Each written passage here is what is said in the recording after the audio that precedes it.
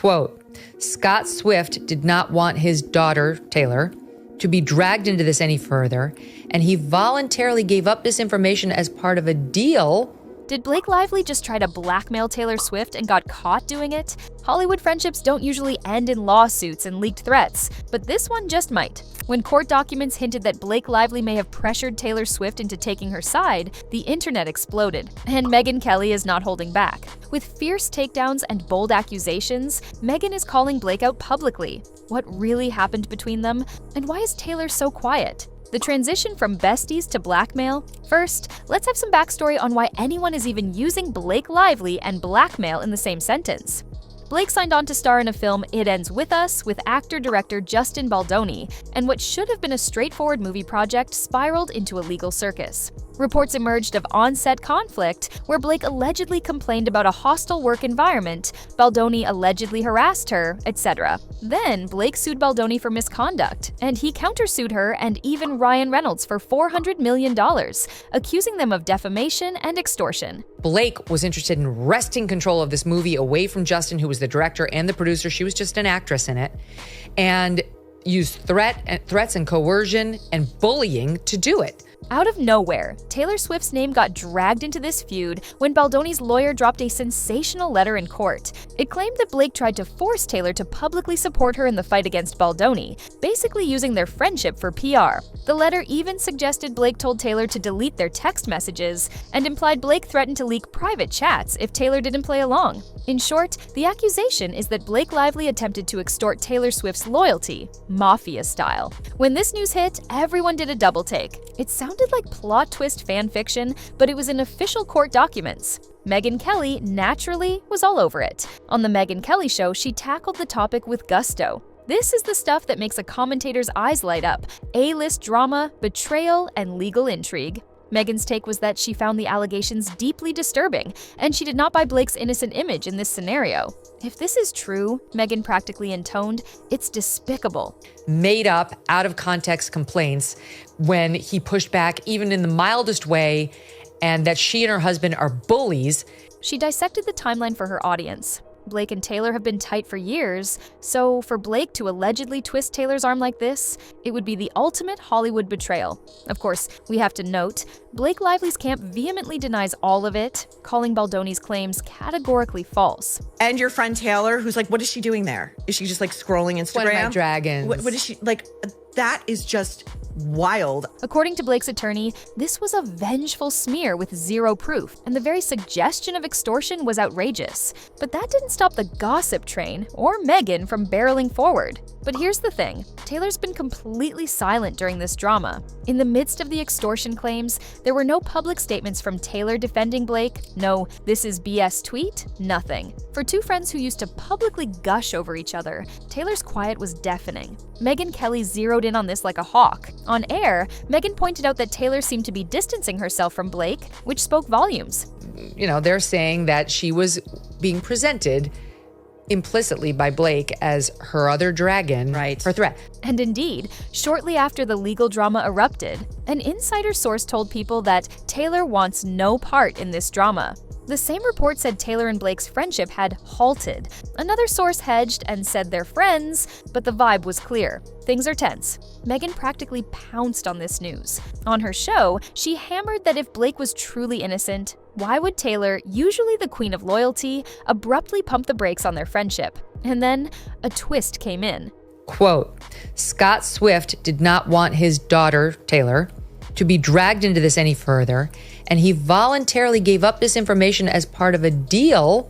Now, if the blackmail accusation is false, wouldn't you expect Taylor to publicly defend her friend? Conversely, if it's true, or Taylor believes it might be, then that's a really bad look for Blake. The lack of a Swift denial became a story in itself. It's not often Megyn and Swifties find common ground, but on this, plenty of fans agreed. Speculation went wild. Did Taylor's team tell her to stay out of it legally? Did she privately confront Blake? Or, the more scandalous possibility, was she genuinely angry at Blake and thus choosing to stay quiet? Megyn's got a point, but this isn't the first time she's roasted Blake Lively. If you've watched Megyn Kelly, you know she can deliver a scathing monologue, and boy did she let loose on Blake Lively. In Megyn's view, Blake's public image and these private accusations don't line up, and that hypocrisy irks her. She's a psychopath, and she's made this stuff up. She's making this stuff up because she wanted to wrest control of the movie away from me. But there's more to these leaks than you think. Just when you think this story can't get crazier, enter the twist. It was hinted that someone close to Taylor might have been so alarmed by Blake that they leaked the blackmail info to Baldoni's team in the first place. Yes, we're talking about possible double crosses. It's pure speculation, but Megyn wasn't afraid to mention it with a raised eyebrow. If true, that means Blake's alleged plan backfired spectacularly. Instead of Taylor covering for her, Taylor's side might have blown it up. She would have spoken up and saying, I will not do this. I don't want all these people on the set. I don't want this, I don't want that. So they're going to be looking at her as well. Megyn found this notion quite delicious. She noted how swiftly Baldoni's extortion accusation came out, almost like someone served it to him on a silver platter. Meanwhile, Blake Lively's team was in damage control mode. After the judge struck down Baldoni's letter as improper, Blake's PR machine swung into action to frame her as the aggrieved party. They highlighted how quickly the judge tossed those claims, calling them inflammatory and irrelevant to the case. Blake's spokesperson essentially crowed, "See?" The court saw through this stunt immediately. True enough, Judge Lyman did rebuke Baldoni's lawyers, saying the extortion allegations seemed designed purely to promote public scandal and create a media circus. If that was the plan, mission accomplished, one might say wryly, because it sure caused a stir. Megyn, however, wasn't about to let Blake off the hook just because of a legal technicality. She acknowledged the judge's decision, but pointed out that the scandal was already out there. According to her, the mere fact that such an extreme claim was made, and that Taylor stayed quiet, is a bad look that won't be easily forgotten. Megyn theorized that even if Blake isn't legally branded an extortionist, the doubt and distrust here could permanently taint how people see her. But let's be real, there's no love lost between Megyn and Blake. It's worth noting Megyn Kelly might have a bit of a chip on her shoulder about Blake to begin with. On a previous occasion, Megyn ripped into Blake's inclusion on the Time 100 list as mentioned. But in no world is this person one of the most influential people in America. This is part of what you say is the scam. So when this blackmail story fell into their laps, it was like red meat. They tore into it. Megyn quipped about how Blake's image as this bubbly, perfect mom of 4 who bakes cookies for Taylor might be a facade. Publicly, Blake hasn't said much beyond her legal statements, but insiders say she's furious at the insinuation she'd betray Taylor. Megyn painted a picture of Blake possibly sweating bullets at the thought of losing Taylor's friendship. And indeed, in the court of public opinion, many Swift fans have flipped on Blake overnight. Megyn highlighted a trend: Swifties leaving snake emojis on Blake's socials, a treatment usually reserved for known enemies. The narrative, as Megyn described it, is that Taylor is the victim here, either of Blake's scheming or at least of an ugly public situation caused by Blake's war with Baldoni. In Kelly's view, Blake's missteps allowed Taylor to be collateral damage, and that alone is unforgivable. Hard to argue with that. Now, let's rewind a bit and see how this legal war began in the first place. Back in January 2023, fans were thrilled when Colleen Hoover confirmed that Blake Lively and Justin Baldoni would star in the movie adaptation of her best-selling novel, It Ends With Us. Blake was cast as Lily Bloom, the complex protagonist, while Justin would play Ryle Kincaid, the charming and volatile love interest. But Justin wasn't just in front of the camera, he was also behind it, directing and producing through Wayfarer Studios. Blake came on board as a producer too, which seemed like the perfect blend of star power and creative control. Spoiler alert, it was not. Filming began in May 2023, but just as things were gaining momentum, the Hollywood writers and actors' strikes brought production to a halt. When filming resumed in January 2024, whispers of behind-the-scenes tension had already started to surface. At first, it was just the usual gossip, including creative differences, a few frosty glances, and some missed cues. But it didn't take long for that tension to bubble over. By August 2024, the facade had cracked wide open.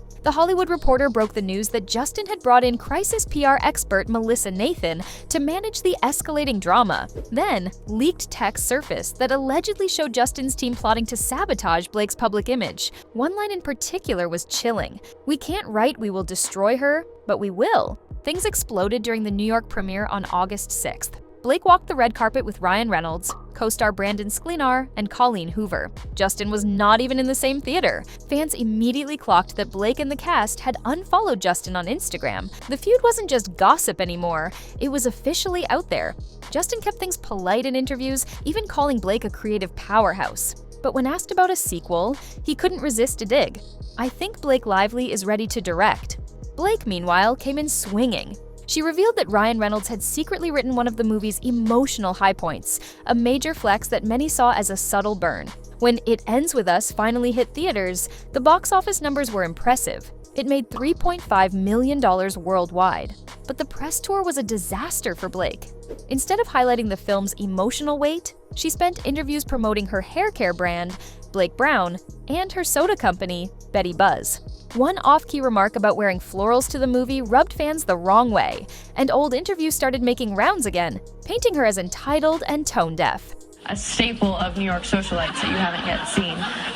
And, you know, we all kind of dated each other, so we have to date more people or each other's parents, and I don't know. Just when it seemed like the buzz was fading, Blake threw a grenade.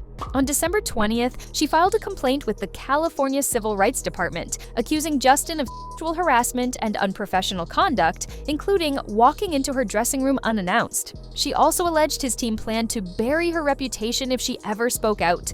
Justin's camp called the claims completely false and accused Blake of orchestrating a smear campaign. But Blake wasn't done. She escalated things with a federal lawsuit, going after Justin, Wayfarer Studios, and his PR firm for defamation and retaliation.